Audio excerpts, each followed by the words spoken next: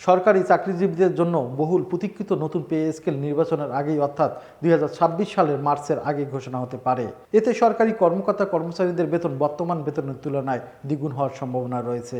এই সংবাদে খুশি দেশের ১৪.৫ লাখ সরকারি কর্মকর্তা কর্মচারী, কিন্তু আতঙ্কের মধ্যে রয়েছেন বেসরকারি খাতে কাজ করা কয়েক কোটি মানুষ। কারণ নতুন বছরের শুরুতেই সরকারি কর্মচারীদের বেতন বৃদ্ধির সঙ্গে সঙ্গে বাড়বে বাড়ি ভাড়া থেকে শুরু করে দৈনিক জীবনের সব পর্যায়ের খরচ। জানা গেছে প্রায় এক দশক পর সরকারি কর্মকর্তা কর্মচারীদের জন্য নতুন পে স্কেল কমিশন গঠন করেছে সরকার। এই কমিশনের সুপারিশের ভিত্তিতেই ঘোষণা হবে নবম পে স্কেল, যা সরকারি চাকরিজীবীদের সুযোগ সুবিধা বাড়ানোর পাশাপাশি বেতন কাঠামো বড় পরিবর্তন আনতে পারে।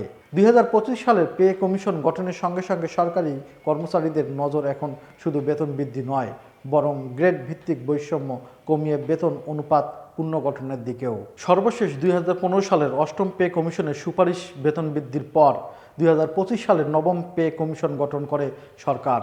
এই সময় অন্তত দুটি কমিশন গঠিত হলে দুইবার বেতন বাড়ত সরকারি কর্মকর্তা কর্মচারীদের। এদিকে শহর ও গ্রাম উভয় স্থানেই জীবনযাত্রার ব্যয় প্রতিদিনই বাড়ছে। আয়ের তুলনায় ব্যয় বেড়েছে বলে অনেকেই রাজধানী ছেড়ে গ্রামে চলে গেছেন। সেখানেও নেই স্বস্তি, অনেকে বদল করেছেন পেশা। এমন অবস্থায় সরকারি কর্মচারীদের বেতন বাড়লে বেসরকারি খাতে কয়েক কোটি মানুষ আবারও নতুন করে জীবনযুদ্ধে নামবেন। তবে এই যুদ্ধ টিকে থাকবে কিনা সেটি জানেন না তারা।